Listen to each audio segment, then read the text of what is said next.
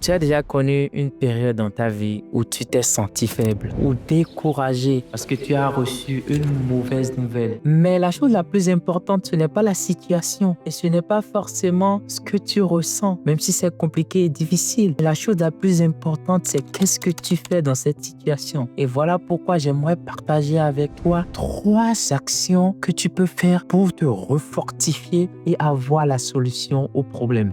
Première astuce. La Bible dit que celui qui prie en langue s'édifie lui-même et que c'est en esprit qu'il dit des mystères. Le mot édifier là, c'est oikodomio. Et oikodomio, c'est dans le grec construire une maison. Et en vrai, la maison dont on parle ici, c'est ton corps. Parce que la Bible dit que le corps est le temple, une construction du Saint-Esprit. Donc ton corps est ta maison. Et celui qui prie en langue s'édifie lui-même. Il reconstruit sa maison. Il se charge. Alors la première chose que tu peux faire quand tu te sens faible, c'est de prier en langue. Allume une musique, allume une adoration. Lève-toi. Si tu es tellement découragé que tu ne peux pas te lever, je te comprends. Mais reste couché et commence à prier en langue. Commence à prier en langue. Mais tu peux me dire, je n'ai pas encore reçu le don de prier en langue ou je ne crois pas à votre histoire ou à cette histoire de la prière en langue. C'est pas grave parce que Dieu a toujours quelque chose pour nous. Et c'est ça la deuxième chose que tu peux faire. Deuxième chose, dans la Bible, il y a un esprit qu'on appelle l'esprit de force qui fait partie des manifestations du Saint-Esprit. C'est cet esprit ou cette manifestation du Saint-Esprit qui va venir sur Samson et Samson va pouvoir détruire à lui tout seul toute une armée, à lui tout seul. Et cet esprit est dans tous les chrétiens. Tout chrétien qui a reçu le Saint-Esprit en lui a cette manifestation dormante en lui qu'il peut activer. Donc, quand tu te sens faible, la chose que tu dois faire, c'est être rempli du Saint-Esprit. Parce qu'en étant rempli du Saint-Esprit, cette manifestation de l'Esprit va s'activer en toi et va commencer par te communiquer une force surnaturelle. Donc, comment on est rempli du Saint-Esprit après avoir reçu le Saint-Esprit?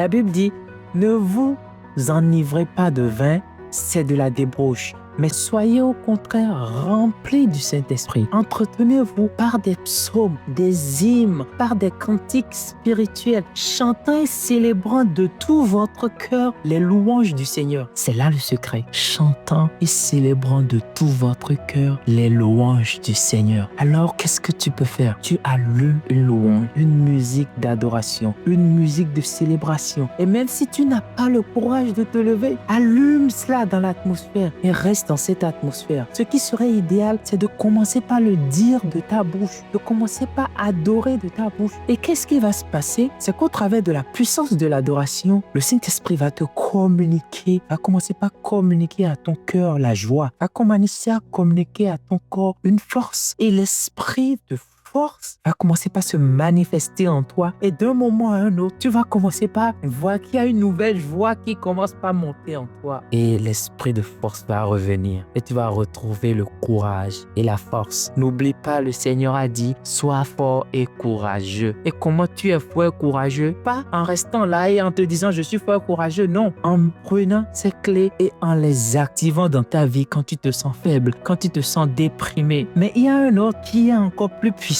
et qui peut même te ramener dans un espace où tu trouveras la solution au problème. Et c'est ça le troisième secret. Jésus a dit, tout est possible à celui qui croit. La situation dans laquelle tu te retrouves n'est donc pas impossible pour Dieu. Ou la mauvaise nouvelle qu'on vient de t'annoncer, renverser cette mauvaise nouvelle n'est pas impossible pour Dieu. Mais il nous manque en général dans ces situations un ingrédient très important qu'on appelle la foi. Mais du coup, quand tu es comme ça et que tu as la peur, l'inquiétude et la souffrance de la situation qui te remplit et qui rend les choses difficiles, comment est-ce que tu fais pour activer la foi? La Bible dit que la foi vient de ce qu'on entend. Et ce qu'on entend vient du réma de Christ, de la parole de Christ. C'est quoi le réma de Christ? Le réma, c'est la parole de Dieu qu'il y a sur ta bouche. La parole de Dieu que tu peux entendre. Voilà pourquoi on dit que la foi vient de ce qu'on entend. Et ce qu'on entend vient de la parole de Dieu.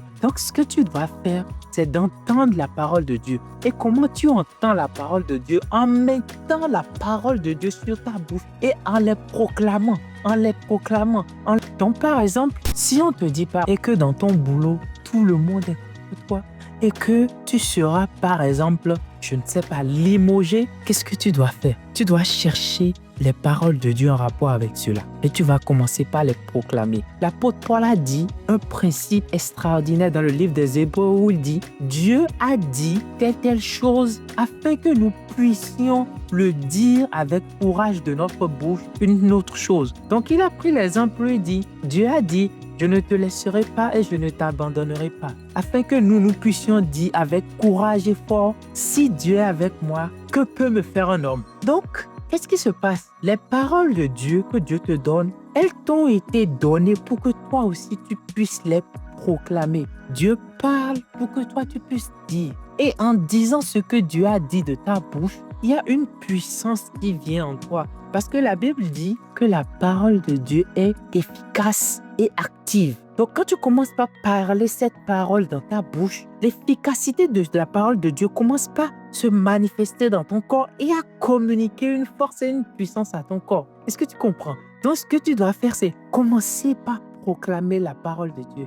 C'est pour ça que la Bible dit « Fortifiez-vous dans le Seigneur ». C'est-à-dire, tu prends les paroles du Seigneur et tu commences par te fortifier. Ce n'est pas quelque chose d'extérieur qui va venir en toi. En fait, c'est une qualité qui est déposée déjà dans ton esprit quand tu es né de nouveau au travers du Saint-Esprit que le Seigneur t'a donné. Et quand tu commences par parler la parole de Dieu, cela commence par rentrer dans ton cœur au travers de tes oreilles. La foi commence par s'activer et qu'est-ce qui peut se passer après que la foi s'est activée? Tu peux commencer par déclarer des choses qui vont commencer par transformer la situation dans laquelle tu te retrouves. N'est-ce pas extraordinaire ce que Jésus a fait de nous? Magnifique. Vraiment, ce que Jésus a fait et nous a donné est extraordinaire. Alors, à chaque fois que tu es down, fatigué, déprimé, ces 3 astuces peuvent t'aider à tout changer. Et ce n'est pas possible si tu n'as pas donné ta vie à Jésus-Christ. Alors, si tu m'écoutes aujourd'hui et que c'est la première fois que tu entends parler de ces choses ou que tu entends parler de Jésus, il faut savoir que Jésus t'aime de tout son cœur et il veut faire de toi quelque chose d'extraordinaire pour Dieu, quelque chose que toi-même tu ne sais pas qui existe. Tu sais, Jésus, c'est une science exacte. La foi, la vie éternelle, ce n'est pas du oui et du non. C'est une science exacte. Et Dieu t'a tellement aimé qu'il a donné Jésus-Christ pour que Jésus-Christ meure pour tes péchés et qu'au travers de sa mort et de sa résurrection, que toi, tu deviennes, imagine quoi, enfant de Dieu. Tu peux imaginer ce que ça veut dire être fils de Dieu. C'est la chose la plus importante. Alors, si tu veux donner ta vie à Jésus, fais cette prière avec moi. Père, merci pour avoir donné Jésus-Christ pour moi. Merci pour le sacrifice de Christ qu'il a fait à la croix pour moi. Seigneur Jésus-Christ, je crois en toi.